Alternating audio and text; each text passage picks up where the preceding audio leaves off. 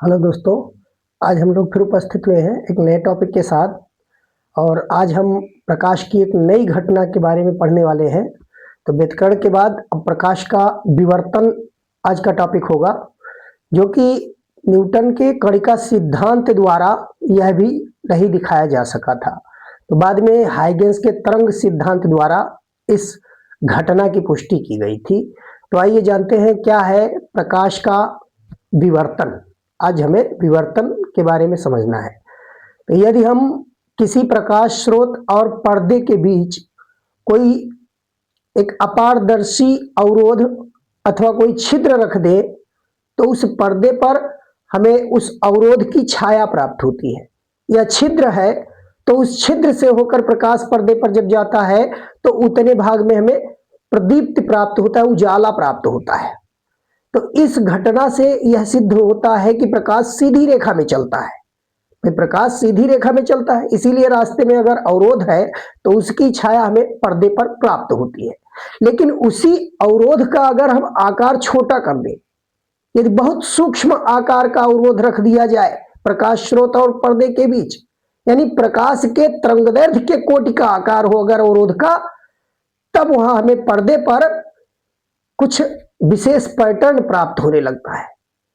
जो पर्दे पर विशेष पैटर्न प्राप्त होता है वह यह होता है कि प्रकाश जो सीधी रेखा में जाती है उसके अतिरिक्त भी किनारों पर कुछ प्रकाश अपने पथ से विचलित होती है और वह उस भाग में भी पहुंच जाती है जहां पूरी तरीके से अंधेरा होना चाहिए था।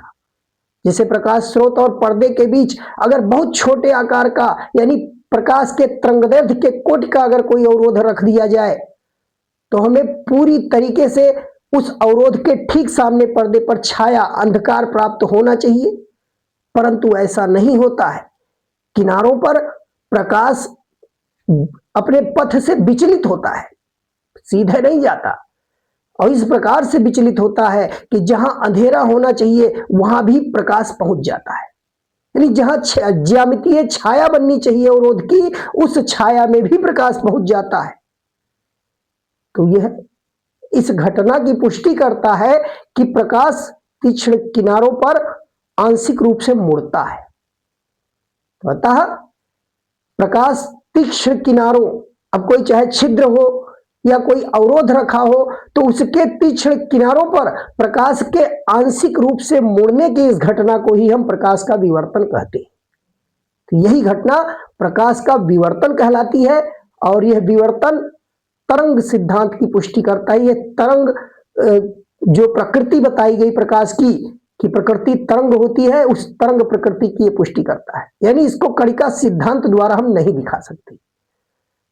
तो कणिका सिद्धांत इस घटना को भी दिखाने में असफल रहा, लेकिन विवर्तन की घटना जो है वह अनुप्रस्थ तरंग और अनुदैर्ध्य तरंग दोनों प्रकार की तरंगों द्वारा दिखाई जा सकती है। इसलिए हम यह नहीं कह सकते कि प्रकाश की प्रकृति अनुदैर्ध्य है अथवा अनुप्रस्थ, परंतु यह तरंग प्रकृति की पुष्टि करता है। इससे यह सिद्ध होता है कि प्रकाश के तरंग प्रकृति की यह घटना पुष्टि करता है। आइए यहां चित्र द्वारा समझते हैं।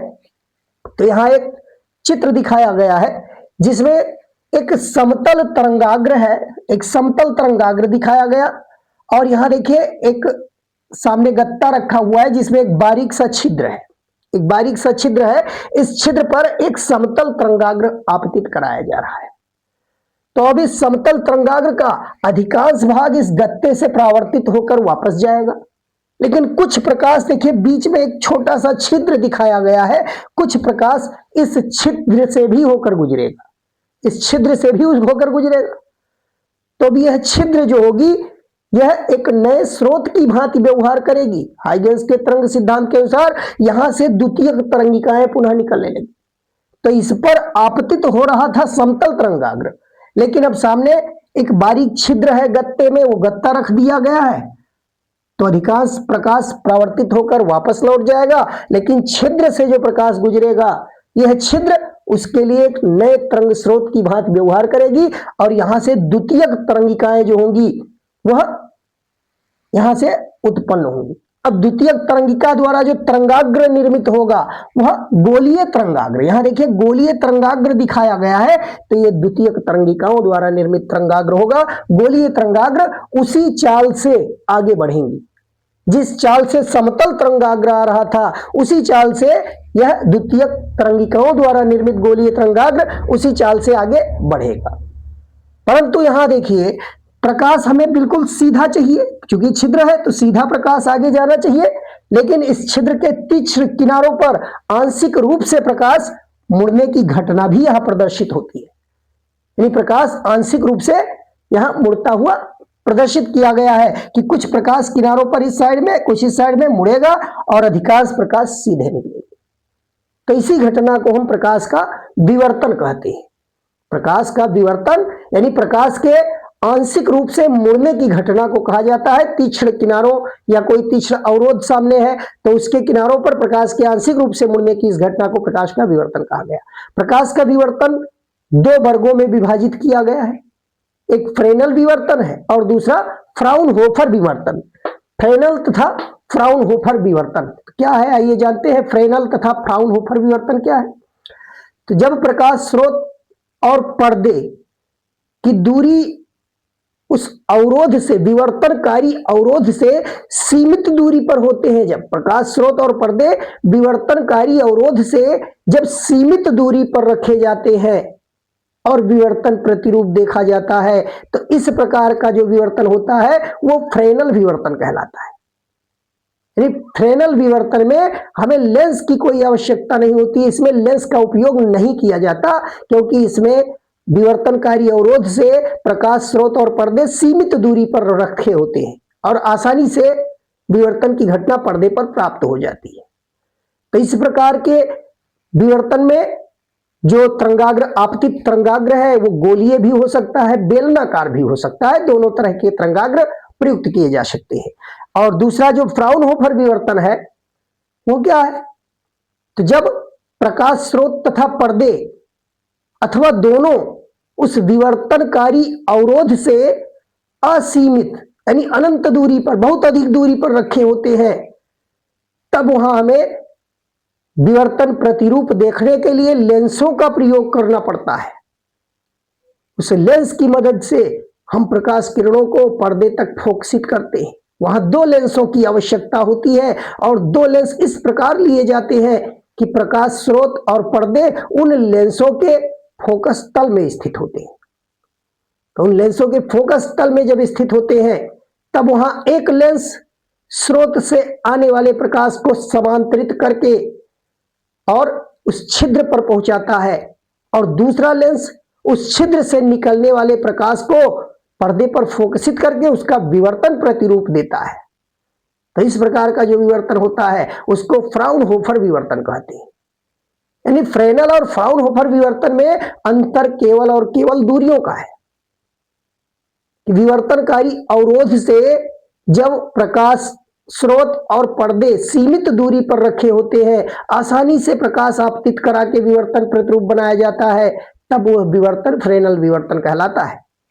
और जब असीमित दूरी पर होते हैं, चाहे प्रकाश स्रोत असीमित दूरी पर हो, चाहे पर्दा असीमित दूरी पर रख दिया जाए उस विवर्तनकारी अवरोध से, या दोनों भी हो सकते हैं, दोनों ही अधिक दूरी पर हो, बीच में विवर्तनकारी अवरोध रखा हो, तो जब दोनों असीमित दूरी पर होंगे तो दो लेंसों का प्रयोग करना पड़ेगा।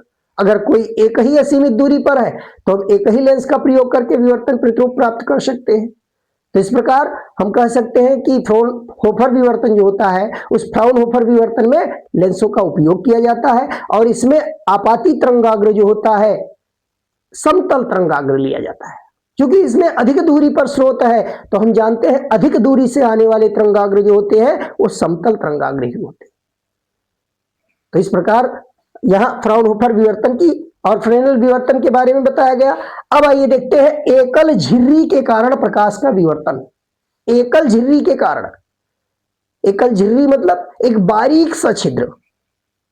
अगर हम एक कांच की पट्टी ले ले, बायोलॉजी में जो स्लाइड कहलाती है, उस स्लाइड को काले पेंट से पोत दिया जाए, एक और काला पेंट पोत दिया जाए उस पर, और एक रेजर से दाब लगाकर बारीक सा खुरच दिया जाए, उस स्लाइड को बारीक सा खुरच दिया जाए तो एक बहुत महीन सा पेंट जिस स्थान से छूटा होगा वहां एक बारीक पारदर्शी रास्ता बन जाएगा।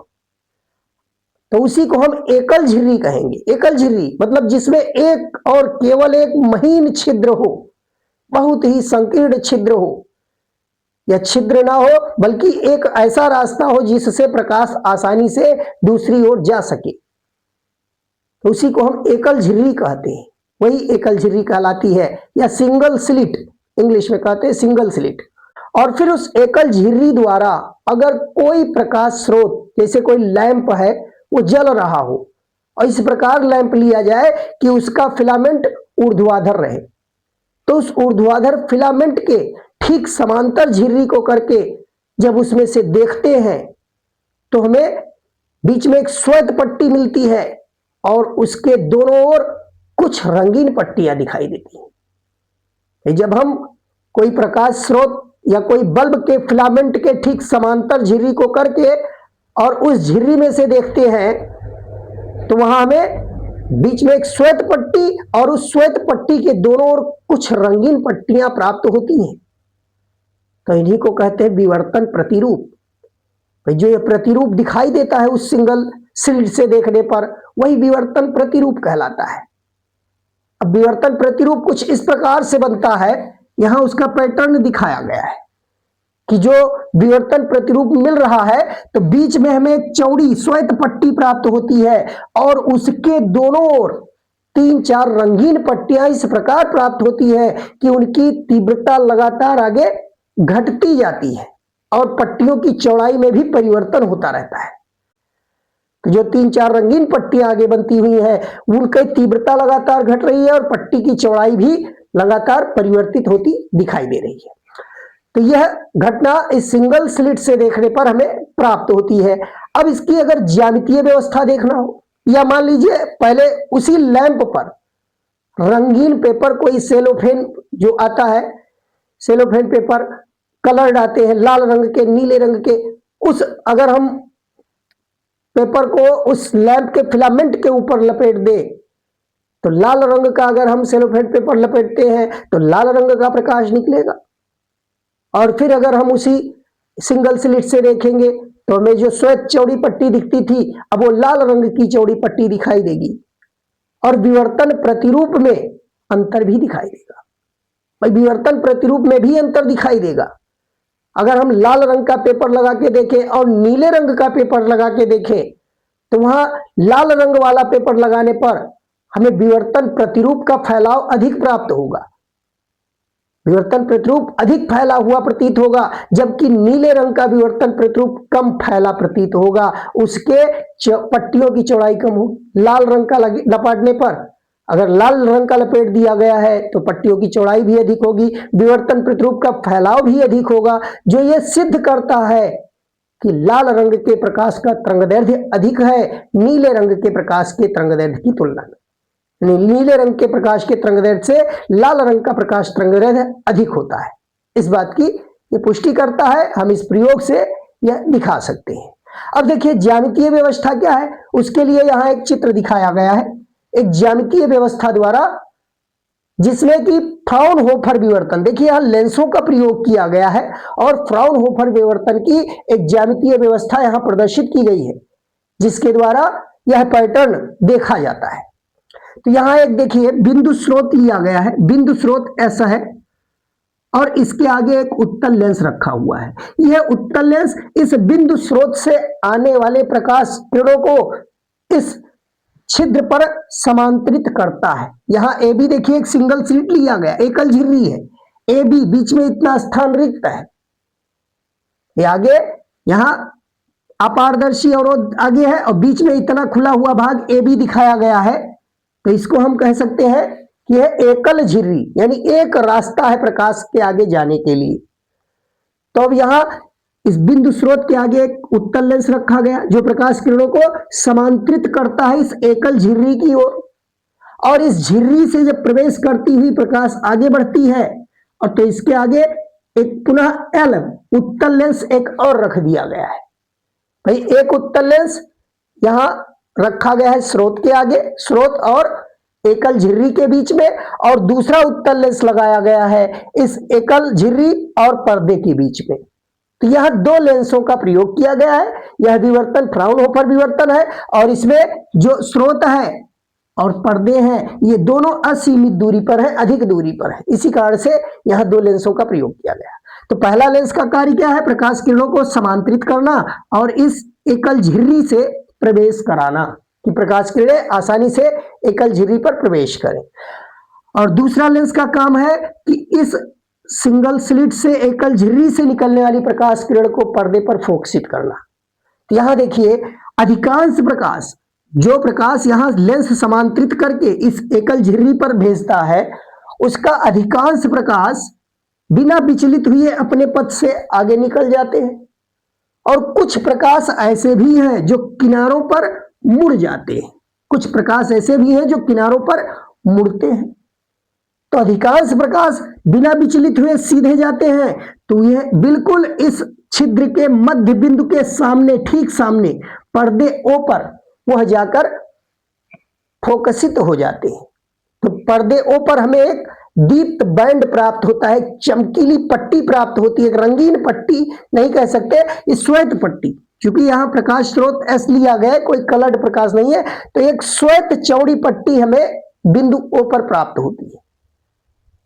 ये सबसे ज्यादा चमकीली होती है, सबसे ज्यादा चमकीली होती है। कारण उसका, क्योंकि अधिकांश प्रकाश जो इस झिर्री से होकर जाता है वो अधिकांश प्रकाश समान कला में बिंदु ओ पर पहुंचता है, क्योंकि बिंदु वो इस झिर्री के ठीक मध्य बिंदु के सामने पड़ता है सिधाई पर। तो अधिकांश प्रकाश समान कला में यहां पर पहुंचता है, इसलिए वह प्रबलित होता है एक दूसरे से मिलकर और एक प्रबलित होकर प्रबल एक अधिक चमकीली बैंड का निर्माण करता है। दीप्त बैंड वहां हमें प्राप्त होती है। और जो किनारों पर मुड़ी है कुछ प्रकाश, तो वह प्रकाश बिंदु पी पर जाकर फोकसित होती है। यहां बिंदु पी पर एक अदीप्त बैंड प्राप्त होता है और उसका कारण यह है कि दोनों किनारों से जो प्रकाश जा रहे हैं उनके बीच यहां से निकलते तो समान कला में है, लेकिन पथों का अंतर उनका भिन्न भिन्न है। बिंदु ए से पी तक पहुंचने वाली प्रकाश किरण और बी से पी तक पहुंचने वाली प्रकाश किरण के बीच पथांतर होता है।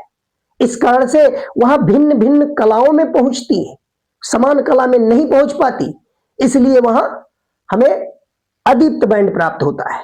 वहां भिन्न भिन्न कलाओं में पहुंचती है, जिसके कारण वहां प्रबलित नहीं हो पाती और कुछ ही प्रकाश आंशिक रूप से मुड़ती है। यहां देखिए कोण दिखाया गया थीटा कोण पर। आंशिक रूप से जो प्रकाश किरण मुड़ रही है वह समांतर जाने वाली किरण से थीटा कोण पर मुड़ रही है, नीचे भी दिखाया गया है। अब अगर ये मान लिया जाए कि ए से बी की चौड़ाई, जो झिर्री है उस झिर्री की चौड़ाई अगर स्मॉल ई से लिखें, झिर्री की चौड़ाई स्मॉल ई से लिखें, तो यहां से देखिए जो प्रकाश बिंदु पी पर जा रहा है, हम ये कह सकते हैं कि यहां ए से बी के बीच सभी बिंदु, जितने भी बिंदु हैं, वो नए प्रकाश स्रोत के रूप में व्यवहार कर रहे हैं और उन सभी बिंदुओं से प्रकाश यहां बिंदु पी पर भी पहुंच रहा है और ओ पर भी पहुंच रहा है। हम ऐसा मान सकते हैं। तो अब हम इसमें मान लिया जाए कि यहां से देखिए बिंदु ए से इस बीपी लाइन पर, बीपी लाइन यहां बी से पी का जो पथ है ये बड़ा है, ज्यादा है, और ए से पी की लंबाई कम है उसकी अपेक्षा। तो अगर हम ए से इस बीपी रेखा पर लंब डाल दें, ए से बीपी रेखा पर लंब डाल दें, तो यहां देखिए कोण जो ये बनेगा, इस कोण को बी ए के कहिए या के ए बी, ये के ए बी वाला जो कोण होगा ये इस थीटा के बराबर होगा। जो किनारों पर प्रकाश मुड़ रहा है जितने एंगल पर, उतना ही एंगल यहां पर होगा। अगर ए से हम बीपी लाइन पर लंब डाल दें, यह लंब बिंदु के पर यहां प्रदर्शित किया गया, देखिए के एक बिंदु दिखाया गया है। ए से इस बिंदु के पर एक लंब खींचा गया है जो बीपी पर, ए के लंब है बीपी पर। इस चित्र में ए के ये लंब है बीपी पर, ये दिखाया गया है। अब देखिए अगर यहां से लंब डाल दिया जाए तो यहां ए के वाला जो भाग है, ए के वाला जो भाग है, ये ए के भाग बिंदु पी से समान दूरी पर कहा जाएगा, यानी ए से पी की दूरी और के से पी की दूरी ये बिल्कुल बराबर होगी। ए से अगर लंब डाल दिया जाए बीपी रेखा पर, तो यहां ए के, ए और पी की दूरी और के और पी की दूरी ये दोनों बराबर होगी बिल्कुल। अब हम ये कह सकते हैं कि एपी और बीपी इन दोनों पथों के बीच अंतर बी के का है, बी के। पथांतर जो लिया गया, यहां पथांतर दोनों तरंगों का बीके से लिखा जाएगा, और इस बी के पथांतर को हमने मान लिया लैम्डा है।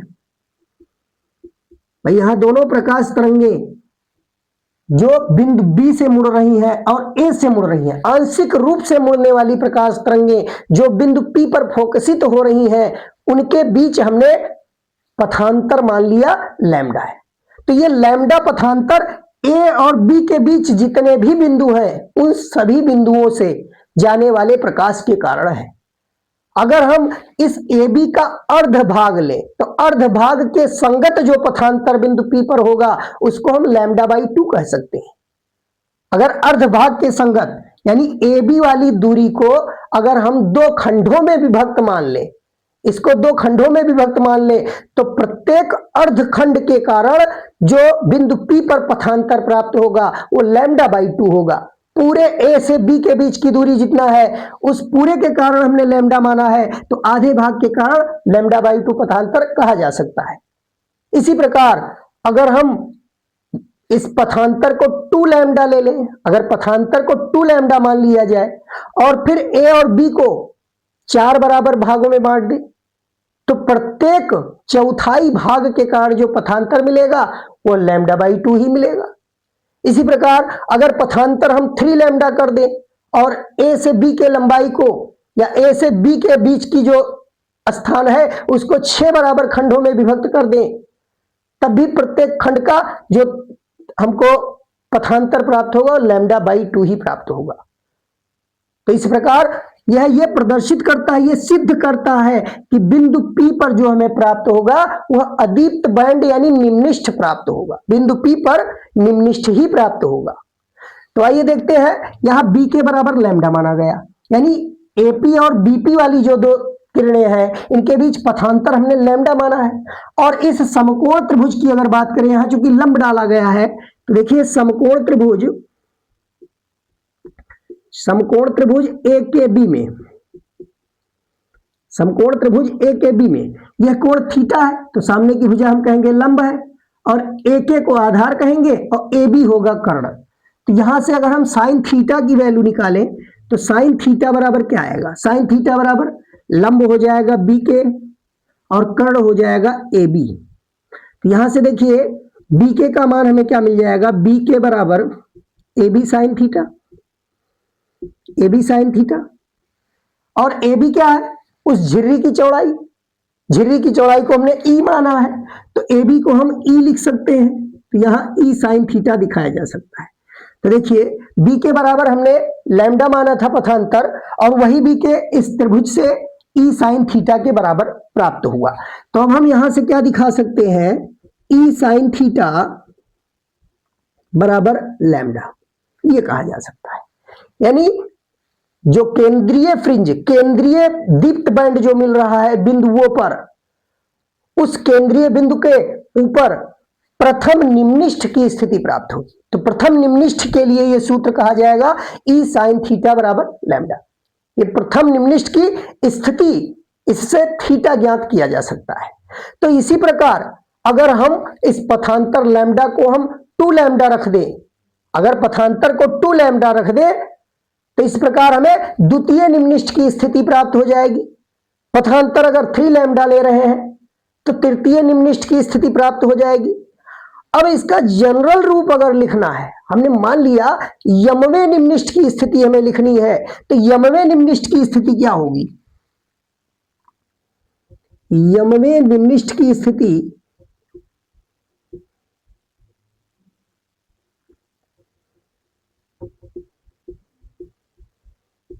यमवे निम्निष्ठ की स्थिति के लिए हम क्या लिख सकते हैं सूत्र, देखिए ये तो हमने प्रथम निम्निष्ठ के लिए दिखाया, और यमवे निम्निष्ठ की स्थिति के लिए अगर लिखा जाए तो यहां देखिए इसी को हम जनरलाइज कर देंगे।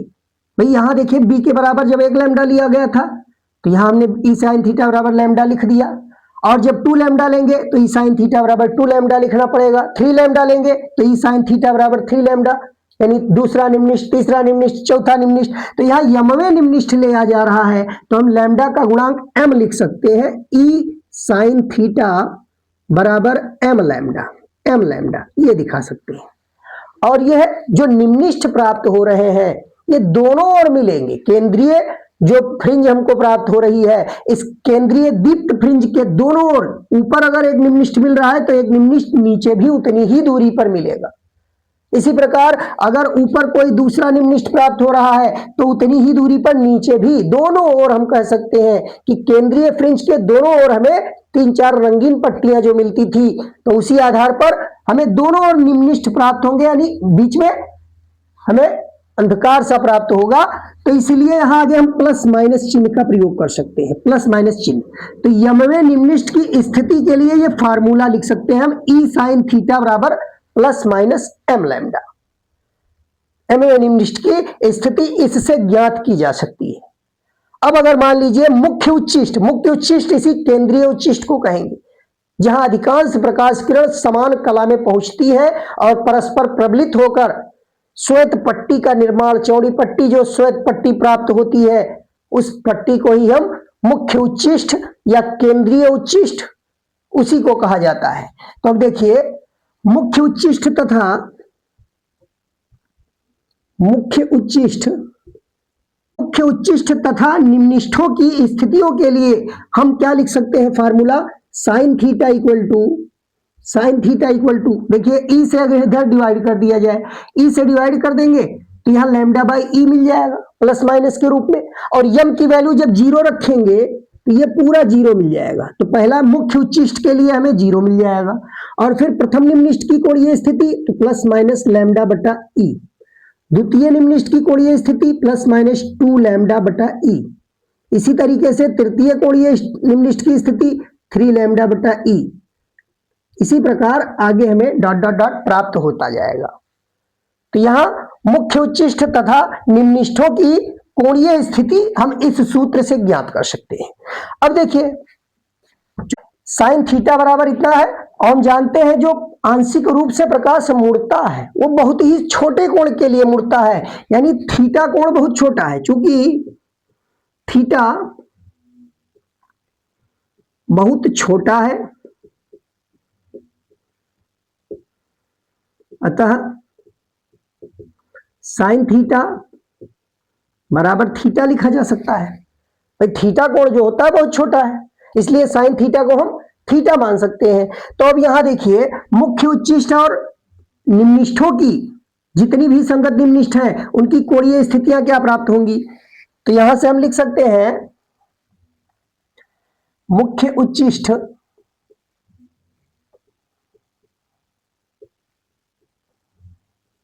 तथा क्रमागत निम्निष्ठों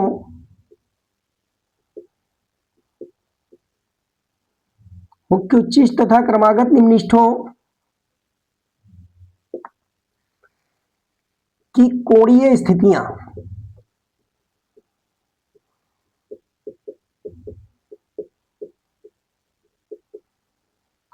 मुख्य उच्चिष्ट तथा क्रमागत निम्निष्ठों की कोणीय स्थितियां देखिए क्या मिलेगी। तो कोणीय स्थितियां हम लिख सकते हैं यहां से थीटा बराबर मुख्य उच्चिष्ट के लिए 0, प्रथम निम्निष्ठ के लिए plus minus lambda by E, द्वितीय निम्निष्ठ के लिए plus minus 2 lambda by E, तृतीय निम्निष्ठ के लिए plus minus 3 lambda by E. तो इस प्रकार से हमें आगे प्राप्त होता जाएगा डॉट डॉट डॉट। ये क्रमागत निम्निष्ठ, पहला निम्निष्ठ, द्वितीय, तृतीय, इनकी कोणीय स्थिति ये हमको प्राप्त हो जाएगी। अब हम जानते हैं कि दो क्रमागत निम्निष्ठों के बीच हमें एक उच्चिष्ठ प्राप्त होता है। दो क्रमागत निम्निष्ठों के बीच जो उच्चिष्ठ प्राप्त होता है उसको गौण उच्चिष्ठ कहते हैं। यानी कुछ रंगीन पट्टियां जो एक श्वेत पट्टी के दोनों ओर 3-4 रंगीन पट्टियां मिलती थी, यानी आंशिक रूप से प्रकाश के मुड़ने के कारण जो प्रकाश आंशिक रूप से मुड़कर इकट्ठा हुआ तो वह भी कुछ दीप्त बैंड का बीच में निर्माण करता था, या छाया युक्त भाग में जहां ज्यामितीय छाया होनी चाहिए वहां कुछ प्रकाश प्रवेश करता था। तो जो प्रकाश छाया में प्रवेश किया वहां भी हमें एक दीप्त बैंड का निर्माण मिलेगा, कम तीव्रता, जिसकी तीव्रता लगातार घटती जाएगी, जैसे जैसे आगे बढ़ेगा तीव्रता उसकी लगातार घटती जाएगी। तो उस उच्चिष्ट को हम गौड़ उच्चिष्ट कहेंगे। तो दो क्रमागत निम्निष्ठों के बीच का जो उच्चिष्ट होगा वह गौड़ उच्चिष्ट कहलाएगा। अब गौड़ उच्चिष्ट की स्थिति अगर देखनी है तो गौड़ उच्चिष्ट की स्थिति कहां होगी? तो जैसे मान लीजिए प्रथम निम्निष्ठ मिल रहा है लैम्डा बटा ई पर और द्वितीय निम्निष्ठ 2 लैम्डा बटा ई पर, तो प्रथम गौड़ उच्चिष्ट जो होगा वो पहले और दूसरे निम्निष्ठ के मध्य में प्राप्त होगा। पहला निम्निष्ठ और दूसरा निम्निष्ठ के बीच में हमको प्रथम गौड़ उच्चिष्ट मिलेगा।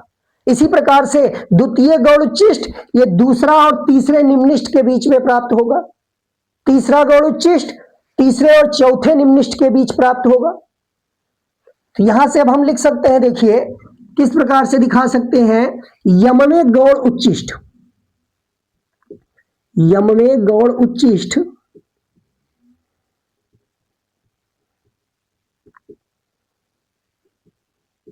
की कोणीय स्थितियां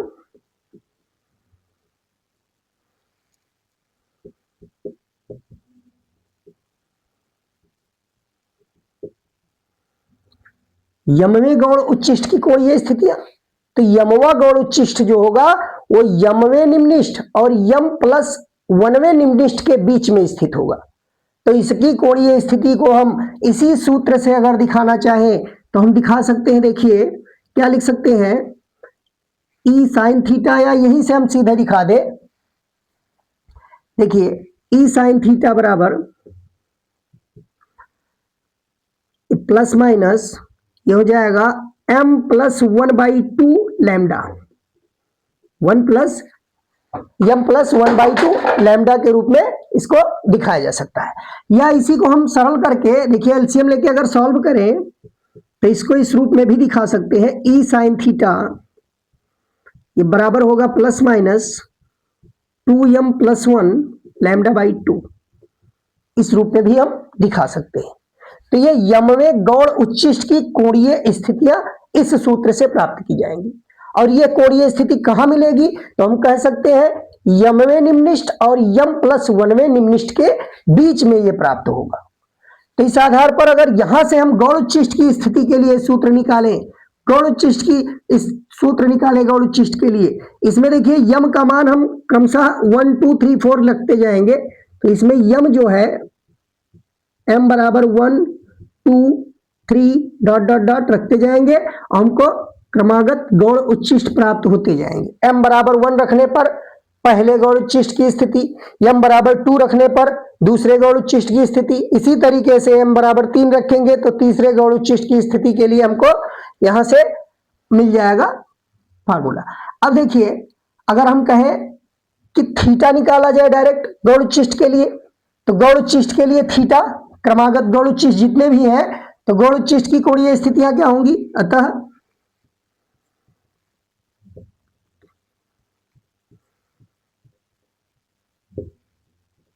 गौड़ उच्चिष्टों की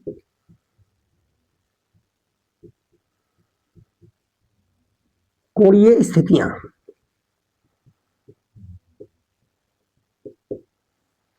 गौड़ उच्चिष्टों को कोणीय स्थितियां अगर लिया जाए तो बिल्कुल इसी तरीके से जैसे यहां से साइन थीटा निकाला गया था, यहां से साइन थीटा अगर निकाला जाए तो देखिए ई नीचे भाग हो जाएगा, ई यहां चला आएगा, लैम्डा बाई 2 ई हो जाएगा। और m का मान जब 1 रखेंगे, m का मान 1 रखेंगे तो यहां पर 2 और 1 जुड़ के 3 हो जाएगा। तो 3 लैम्डा बाई 2, 3 लैम्डा बाई 2 ये पहला मिल जाएगा हमको।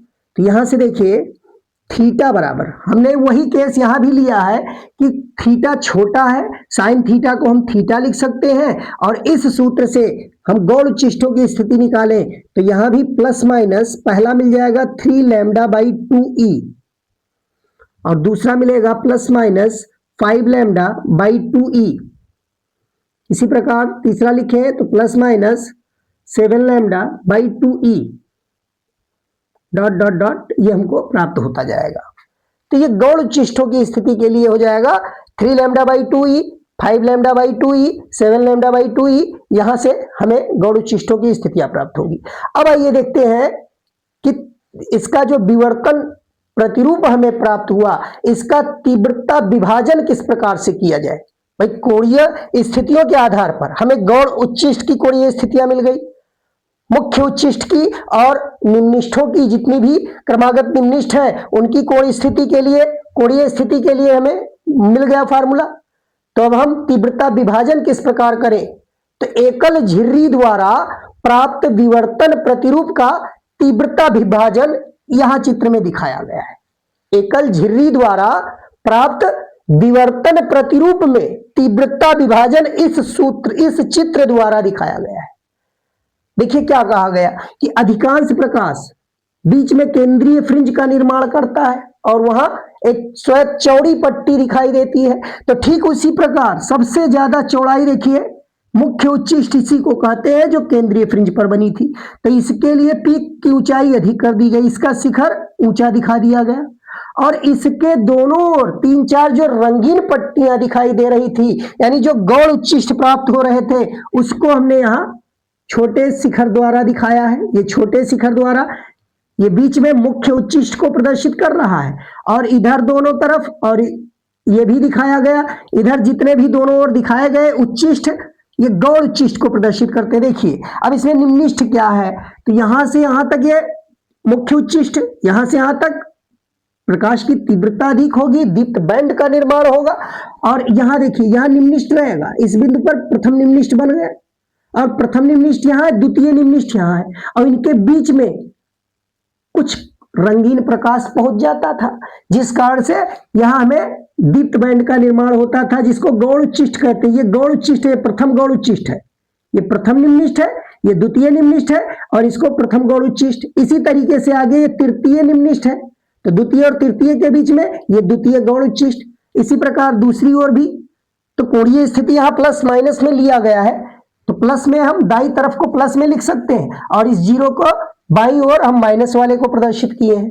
तो ठीक इसी प्रकार इस कोणीय स्थिति जो प्लस माइनस में दिखाई गई यानी केंद्रीय बिंदु के ऊपर और केंद्रीय बिंदु के नीचे दोनों ओर हमें जो 3-4 रंगीन पट्टियां मिलती है या गौड़ उच्चिष्ट जो प्राप्त होते हैं उनका तीव्रता विभाजन ग्राफ ये प्रदर्शित किया गया है। कोणीय स्थिति को एक्स अक्ष पर और तीव्रता को वाई अक्ष पर लिया गया है। तो इस प्रकार से हम तीव्रता विभाजन कर सकते हैं।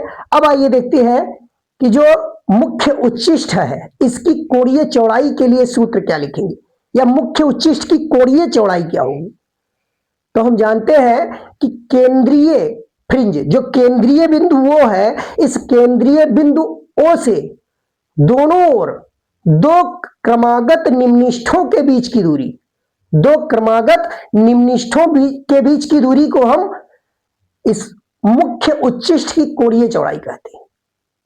अब केंद्रीय बिंदु वो जो यहां पर दिखाया गया था, यहां दिखाया गया है ग्राफ में, इस केंद्रीय बिंदु वो के एक ओर लैम्डा बाई ई दूरी पर प्रथम निम्निष्ठ है और दूसरी ओर भी लैम्डा बाई ई कोणीय स्थिति पर, कोणीय दूरी पर यहां दूसरा निम्निष्ठ है। तो केंद्रीय बिंदु के दोनों ओर उत्तरोत्तर निम्निष्ठ जो दिखाए गए हैं, एक दाई ओर एक बाई ओर, इन्हीं दोनों के बीच की जो कोणीय दूरी है इसी को हम मुख्य उच्चिष्ट की कोणीय चौड़ाई कहते हैं। तो यह ग्राफ से भी दिखाया जा चुका है। देखिए लैम्डा बाई ई और लैम्डा बाई ई दोनों अगर जोड़ दिया जाए तो कुल कोणीय दूरी 2 लैम्डा बाई ई लिखी जा सकती है। तो कुल कोणीय दूरी जो है वो 2 लैम्डा बाई ई। अब एक और देखिए थीटा दिखाया गया और दूसरा यहां भी थीटा बनेगा।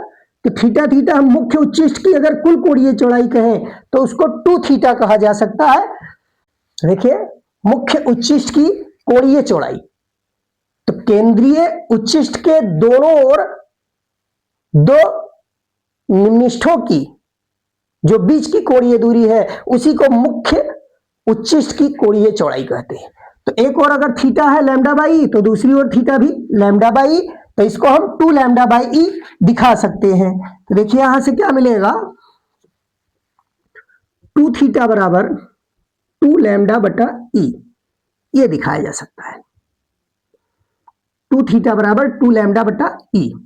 अब मान लीजिए कि पर्दे की दूरी, यहां देखिए पर्दे की दूरी जो है उस दूरी को अगर डी मान लें, पर्दे की दूरी को एकल जो स्लिट लिया गया है, एकल झिर्री लिया गया है, इससे पर्दे की दूरी अगर सीमित कर दिया जाए, डी दूरी पर कर दिया जाए, तो यदि एकल झिर्री से पर्दे की दूरी कैपिटल डी हो तो रेखीय चौड़ाई क्या होगी, तो मुख्य उच्चिष्ट की रेखीय चौड़ाई,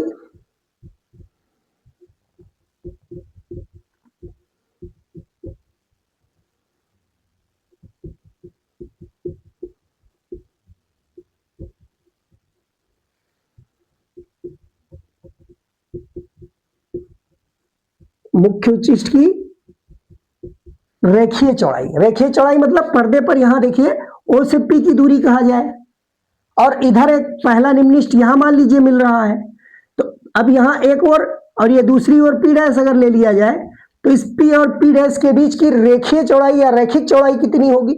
तो रैखिक चौड़ाई निकालने के लिए हम कैसे निकाल सकते हैं? देखिए कोण बराबर क्या होता है? चाप बटा त्रिज्या। तो कोण बराबर चाप बटा त्रिज्या, इस फार्मूले का अगर प्रयोग किया जाए तो यहां से हम देख सकते हैं कोण तो दिया है 2 थीटा और यहां से पर्दे की दूरी को डी दिया हुआ है। तो इसमें देखिए क्या करेंगे, हम निकालना है हमें रेखीय चौड़ाई 2x निकालनी है। तो चाप बराबर होता है कोण गुणे त्रिज्या, चाप बराबर कोण गुणे त्रिज्या। तो कोण यहां से यहां तक देखिए 2 थीटा, थीटा इधर बन रहा है अगर, तो थीटा यहां भी बन सकता है भाई। कोणीय चौड़ाई यहां थीटा इधर है तो थीटा इधर भी कही जाएगी।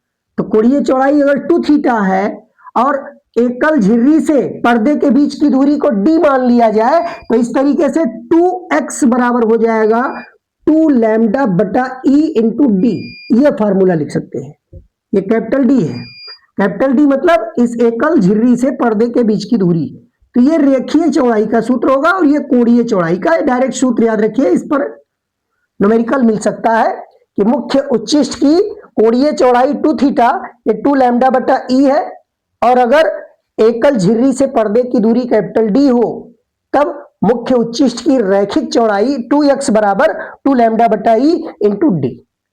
अब अगर लेंस का प्रयोग किया गया है भाई, लेंस के प्रयोग से अगर घटना हो रही है, असीमित दूरी पर पर्दे हैं और मुख्य स्रोत जो लिया गया भाई, जो यहां प्रकाश स्रोत है और पर्दे हैं ये असीमित दूरी पर है, तो निश्चित रूप से हमें फोकसल लेंस का इस्तेमाल करना पड़ेगा, जैसा कि यहां उत्तल लेंस दिखाया गया है। और इस लेंस के फोकस में प्रकाश स्रोत और यहां पर्दा इस लेंस के फोकस में रखा होगा, उसके फोकस तल में रखा होगा। तो अगर इसकी फोकस दूरी f ले लिया जाए, अगर लेंस की फोकस दूरी अगर f हो, तो अब हम d की जगह पर यदि फोकसल लेंस की फोकस दूरी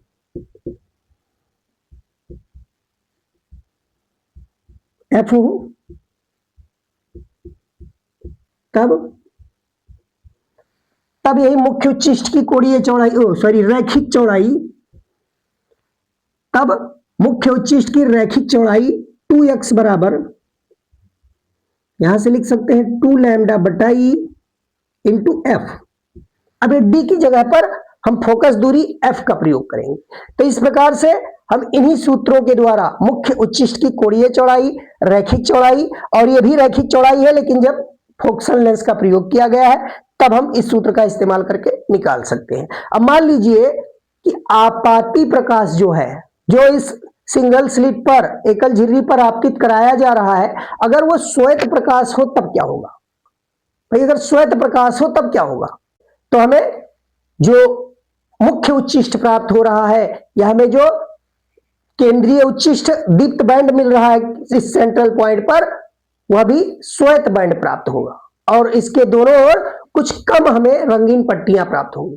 तो श्वेत प्रकाश आपतित करने पर जो दोनों रंगीन पट्टियां थी उनकी संख्या घटेगी। और यहां देखिए इन सूत्रों से क्या पता चल रहा है कि जो मुख्य उच्चिष्ट की कोणीय चौड़ाई है वह इस झिर्री की चौड़ाई पर निर्भर करता है, झिर्री की चौड़ाई पर निर्भर करता है और साथ साथ तरंगदैर्घ्य पर निर्भर करता है। तरंगदैर्घ्य पर लैम्डा पर भी निर्भर कर रहा है, आपतित प्रकाश के तरंगदैर्घ्य पर और झिर्री की चौड़ाई पर। झिर्री की चौड़ाई जितना कम लेंगे उतना ही हमको केंद्रीय उच्चिष्ट अधिक फैला हुआ प्राप्त होगा। केंद्रीय उच्चिष्ट का कोणीय फैलाव उतना ही अधिक होगा जितना झिर्री की चौड़ाई कम होगी, और झिर्री की चौड़ाई बढ़ने पर केंद्रीय उच्चिष्ट का फैलाव घटेगा, केंद्रीय उच्चिष्ट का फैलाव घट जाएगा। तो इसी प्रकार अगर तरंगदैर्घ्य लैम्डा में वृद्धि करे तो कोणीय चौड़ाई बढ़ रही है, और तरंगदैर्घ्य लैम्डा में कमी करने पर कोणीय चौड़ाई घट जा रही है। तो यही कारण है लाल रंग का प्रकाश का जो तरंगदैर्घ्य होता है अधिक होता है, लाल रंग के प्रकाश को आपतित कराने पर हमको अधिक विवर्तन प्रतिरूप की चौड़ाई अधिक प्राप्त होगी, और साथ में जो पट्टियां मिल रही है उसकी चौड़ाई भी अधिक होगी। और नीला प्रकाश आपतित कराने पर चूंकि नीले प्रकाश का तरंगदैर्घ्य कम होता है तो विवर्तन प्रतिरूप का फैलाव भी घट जाएगा, चौड़ाई पट्टियों की भी कम हो जाएगी। अब यहां देखिए, इन घटनाओं से पीछे हम व्यतिकरण पढ़ चुके थे, यहां विवर्तन पढ़ चुके हैं। तो व्यतिकरण और विवर्तन में मान लीजिए अंतर पूछा जाए तो विवर्तन और व्यतिकरण में अंतर क्या है, कुछ बातें यहां भी ध्यान रखेंगे। तो जैसा कि हम जानते हैं, व्यतिकरण की घटना जो होती थी वो दो तरंगों, जब दो तरंगे समान आवृत्ति की एक ही दिशा में जाती थी, एक ही दिशा में दोनों एक दूसरे से अध्यारोपित होती थी, तब व्यतिकरण की घटना होती थी। यानी व्यतिकरण कराने के लिए हमें दो कला संबद्ध स्रोत की आवश्यकता होती थी, दो कला संबद्ध स्रोत से आने वाली तरंगों के अध्यारोपण से व्यतिकरण होता था। जबकि विवर्तन एक ही स्रोत से प्रकाश किरणें जा रही हैं, बस अवरोध पर पड़ेगा, किनारों पर, तीक्ष्ण किनारों पर प्रकाश मुड़ जाएगी। यानी एक प्रकाश स्रोत द्वारा ही हम विवर्तन प्रतिरूप प्राप्त कर लेते हैं, जबकि व्यतिकरण के लिए दो कला संबद्ध स्रोतों की आवश्यकता होती है। उसके लिए दो तरंगे, प्रकाश तरंगे अध्यारोपित होती है, तब व्यतिकरण होता है। और क्या अंतर है, तो व्यतिकरण की घटना में बताया गया था कि जो व्यतिकरण प्रतिरूप होता था उसकी चौड़ाई बराबर होती थी। भाई, व्यतिकरण प्रतिरूप की जो चौड़ाई थी या व्यतिकरण प्रतिरूप में जो बैंड प्राप्त हुए थे, उस बैंड की जो चौड़ाई होती है वो बराबर भी हो सकती है और बराबर नहीं भी हो सकती है। भाई, वहां बराबर नहीं भी हो सकती है, लेकिन अधिकांश केसों में वहां बताया गया था कि समान चौड़ाई के वहां फ्रिंज प्राप्त हुए थे। तो समान चौड़ाई के भी हो सकते हैं और नहीं भी हो सकते हैं, लेकिन विवर्तन प्रतिरूप में कभी भी समान चौड़ाई का विवर्तन प्रतिरूप नहीं मिलेगा। तो विवर्तन प्रतिरूप सदैव भिन्न होंगे, उसकी चौड़ाई समान नहीं हो सकती है। और क्या अंतर हो सकता है, तो व्यतिकरण प्रतिरूप में जो हमको पट्टियां प्राप्त होती थी वह सभी समान तीव्रता की पट्टियां प्राप्त होती थी, जबकि विवर्तन में यह देखा जाता है कि तीव्रता लगातार घटती जाती है। जो पट्टियां हमको दोनों तरफ रंगीन पट्टियां मिलती हैं, वो पट्टियों की तीव्रता लगातार घटती जाती है, उनकी चौड़ाई में भी परिवर्तन होता है। जबकि व्यतिकरण प्रतिरूप में तीव्रता नहीं घटती, एक समान होता है।